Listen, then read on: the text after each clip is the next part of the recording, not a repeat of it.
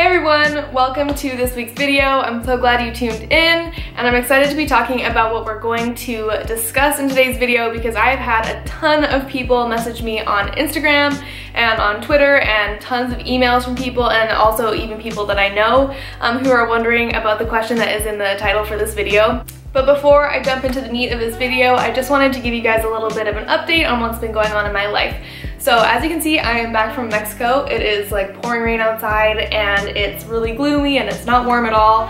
And I'm sorry for the lighting. It's gonna be all on this side of my face right now because the setup I have here at my parents' house is just not that great. But yeah, I'm back from Mexico. The vacation was great and I finally was able to get all of my health documents in order and my background check and all this stuff that kind of goes on behind the scenes in order to actually apply for your clinical rotations. So I have all that done finally, and I've got my rotations booked, and I'll be starting with family medicine in the beginning of November. So I will actually be leaving next week. I'm moving to the States, obviously, and so it's a couple weeks early, but I just need to find a place and get everything settled in and stuff like that. So it's been a really hectic week. I've had a lot of stuff going on in my life related to school and also just personal things, so it's just a transitional period for me, and so I've been kind of running around like a chicken with its head cut off trying to get everything done and see everyone that I'm not going to see for a while.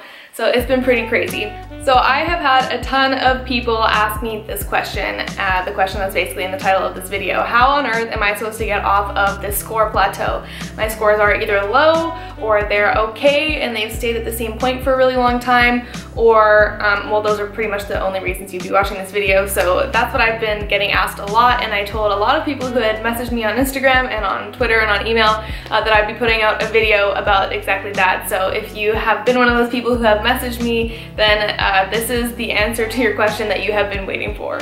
And so before I get into it, just a little bit of context. If you guys have been following me for a while, you'll know that I had studied for over a year for my Step 1 exam, and I have taken it and I passed, got a good score and everything, and that's finally behind me. But it took me a really long time to be able to get to the point where I would be able to actually sit Step 1 and first of all pass the comprehensive exam that I had to take by my school that is offered by NBME. And so I know a lot of you guys will have had similar experiences and you will be kind of stuck in the same score plateau that I was stuck on, and yeah, so this is all stuff that I've been through. I know how you're feeling, I know how frustrating it can be, but there are definitely some things that you can do to push yourself forward and see that you actually do improve so that you can either pass your comprehensive exam or you can get to the point where you feel comfortable taking Step 1 if you don't have to take that exam. So I have a list of 7 things that I think if you implement, you will see a dramatic change in your scores in a very short period of time. And so tip number 1 is pretty basic. It is to reevaluate. Chances are if you're watching this video, you are reevaluating. A lot of times people think that if they've been doing the same thing for X amount of time, then that's just what they need to keep doing and it's just not working for them. That is not the case. You need to really take a step back and see, maybe even write down all the things that you're doing to study for Step 1 and ask yourself, is any of this actually helping me right now? Have my scores plateaued? Okay, well maybe that was working up until this point, but now I need to make a change. And the first step to making that change is to tell yourself clearly what I'm doing is not working for me anymore. So tip number 2 follows right off of that, and that is to ask yourself, what is another way that I could be doing this? By no means am I telling you that you should chuck all the resources that you have. You definitely still want to be using things like first aid and UWorld and all of that stuff, but what is a different way that you can be approaching those resources? So an example of this would be switching from an online review course to a live one, and I did this. I actually did a lot of Kaplan videos when I was in my basic sciences in the Caribbean on the island as I was going along through those courses. But then I also did DIT as I was studying in my dedicated period for Step 1. Great course and everything, but it's still just, I was still on a score plateau. And so what I did was I decided to take a live review course, and I've mentioned this before and I think it might be helpful for a lot of you guys, so I'll link it down below again. It's called USMLE Success Academy. I'm not saying that's the only one you have to do, but you really need to take a step back and say, okay, if I've been doing a bunch of online review courses and watching videos and taking notes from these videos and my scores haven't really changed that much, or I have kind of been on a downward trend of my scores, then you need to change what you're doing. Watching those videos isn't gonna make a difference for you anymore. Maybe what you need is to actually be in class where you can interact with a professor at the front of the classroom and classmates around you and have that kind of physical and verbal interaction, as opposed to just sitting in front of your laptop, listening to the videos and taking notes. Another example of this would be if you are used to going through 15 to 20 pages of first aid per day. I know it's a popular way to study for step 1 is people talk about making at least 2 passes through first aid. And so that means you're going through X amount of pages per day. If you're doing 15 to 20 pages per day and your scores are, not changing, then maybe you need to drop down to 5 or 10 pages per day and still spend the same amount of time that you would if you were going over those 20 pages, but really narrow in on those topics that you're studying in those 5 to 10 pages and focus intensely on those, and maybe associate them with some questions that are related from like UWorld or USMLE or XQBanks, and test yourself on the material that you're learning in those small number of pages. Because there's a lot of material in the first aid textbook, and going through 20 pages of material per day, especially when you're just cold reading and memorizing, it's gonna be really hard for all that to stick. So I would say cut down the stuff that you're doing reading from first aid and just focus on a smaller amount of material and really get that material stuck in your head for the day. And the next example of this, I'll talk a little bit more in the third tip I have for you, but I'll mention it here because it involves making another change, and that is changing up your schedule. So for me, I found that I was getting really burnt out and I couldn't study from Monday to Saturday and just take Sunday off, or Monday to Friday and take Saturday, Sunday off.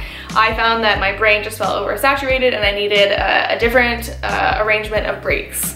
So I ended up studying Monday to Wednesday, and then I took Thursdays off, and then I studied Friday, Saturday, and took Sunday off. And that made a huge difference for me, knowing that on Monday morning I only had to make it through 3 days and then I'd be able to have a break.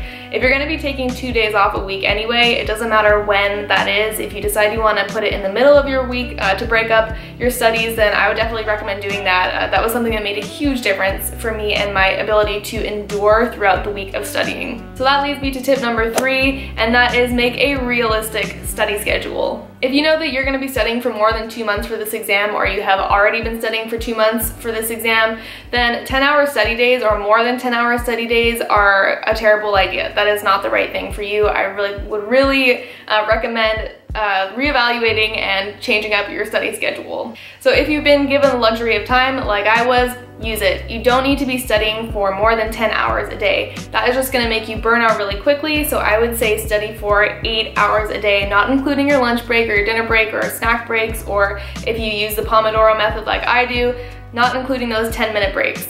So give yourself 8 hours of quality, productive, efficient study time, and that's it for the day. And giving yourself time off in the evenings, let's say like after 6 p.m., gives you something to look forward to throughout the day, so that it makes it a lot easier to push yourself when you're studying, or even get out of the bed in the morning, because you know that you're gonna have a couple hours in the evening to just either hang out with friends or do whatever you want. And then of course in the evenings, don't study. Don't do anything related to school. Don't passively look over first aid or review things that you studied.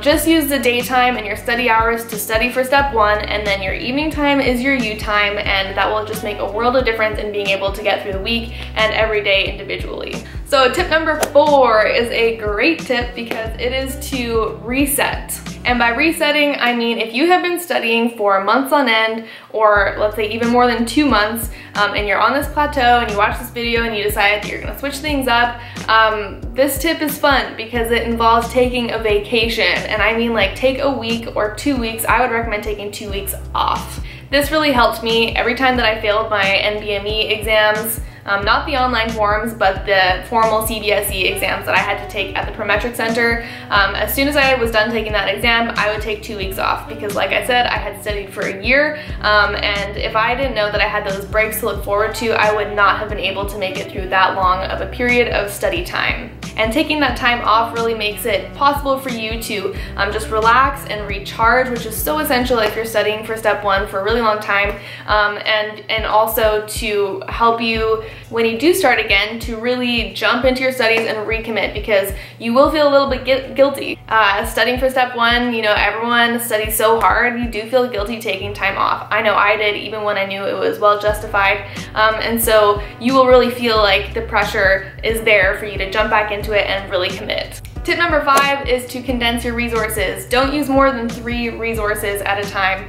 I feel like if you use any more than this, you're just gonna feel confused. You're gonna be constantly wasting time flipping from first aid to pathoma to sketchy notes to whatever other, you know, Golian or whatever other books you have. For me, those resources were first aid, Sketchy Medical, and UWorld. And then when I wasn't using Sketchy, I was either using DIT, or when I wasn't using DIT, I was at the USMLE Success Academy review course. So I constantly had a set of 3 resources that I was using.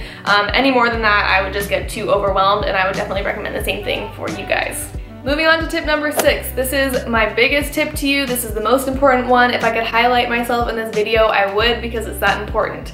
The tip is spaced repetition. If you haven't heard of this, Google it. I'll try and explain it now. But the most important thing for you to do when you're studying is to study something today, study it again tomorrow, and then you have to study it a week later. And this is where I think a lot of people go wrong, and this is why a lot of people are stuck on a plateau. And I know that this was 100% the reason that it took me so long to get things down and nailed in my long-term memory, because I was not doing this. As soon as I started doing this, I saw a huge change in my scores. Now you can look online to see the specific time frames. I never really followed those too closely, but I found that as long as I was reviewing something today, I reviewed the same thing tomorrow, and then a week later, it was good.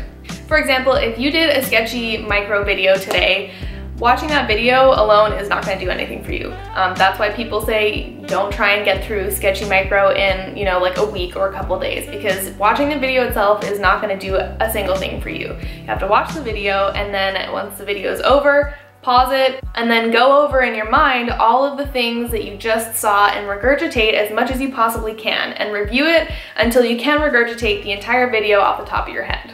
And do that for however many videos you're watching that day. I wouldn't recommend more than 5 or 6 videos per day, because that just means it's gonna take more time for you to do the same thing tomorrow. So you've watched the sketchy micro video today, then what do you wanna do tomorrow? Tomorrow you wanna set aside an hour or so to not watch the video again, but pull up the little quiz picture that they have, you know, at the end of the videos. And before you even look at the photo, you want to regurgitate from the top of your head everything that you learned from that video yesterday without even looking at it. And then once you've done that, then you can look at it, and without clicking on those red dots, you can look at it and see the images that you didn't remember, that you couldn't regurgitate off the top of your head, and then you want to see if that triggers your memory. And then only once you've done that, then you can click on those little red dots and see all the little notes that pop up, and then read the things that you didn't remember from the day before. And once you start doing this, this will make a huge difference for you, because then once you see that a week later, I guarantee it's going to take you a lot less time to actually regurgitate the things that you studied. And it doesn't have to be a week later, but it can be like 4 to 5 days later, whatever you want, but it should be like around that ballpark area of time. So I would set aside a good 1 to 3 hours a day for doing this. And by this, I mean reviewing all the stuff that you reviewed yesterday. It doesn't have to be like watching all the videos again, but review the stuff that you did. So that includes your UWorld notes, and that includes the first aid pages that you might have gone over, and that includes the videos that you might have watched.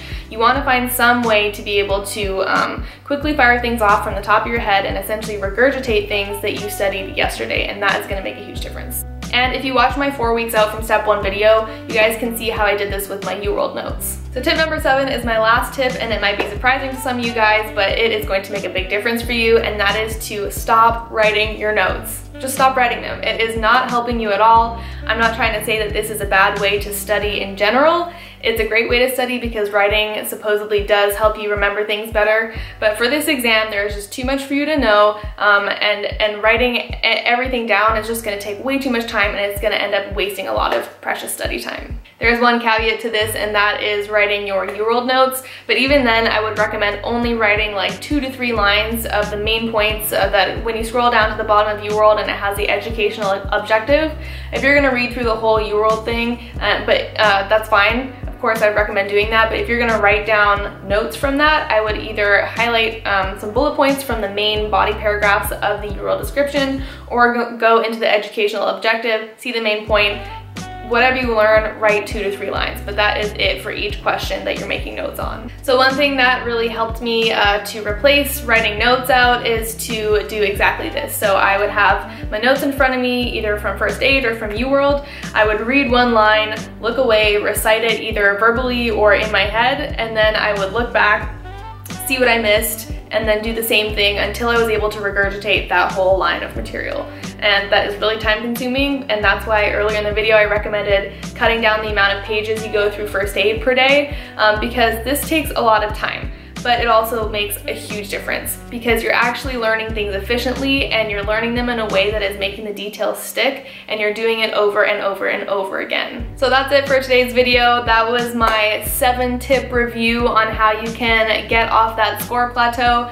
I hope it was helpful for you guys and that you guys will try and implement some of these things and maybe share this with other people who are in the same boat, because once I started doing all of these things, that's when I saw a huge difference in my scores, and it actually made a pretty rapid change. I was on a plateau for a very long time, and then all of a sudden my scores on UWorld just started going up, and my NBME scores were increasing from the forms that I was doing online, and so I really am aware of all these things that made a huge difference for me. So I hope that they work the same way for you guys. And if you guys have taken step 1 already and you had anything that I didn't include in this video that made a difference for you, comment it down below so we can all share with each other our tips to success, because this is not something you can do on your own. You definitely need help from other people. And if you guys have any more questions, again, feel free to leave a comment, shoot me an email or Instagram message or whatever. I'm always here. I will be a little bit busier for the next couple weeks as life is getting a little bit hectic as I move around, but I will try to still be there for you as much as I can. So I will see you guys next week in my next video. Hope you guys have a great couple days until then. Bye!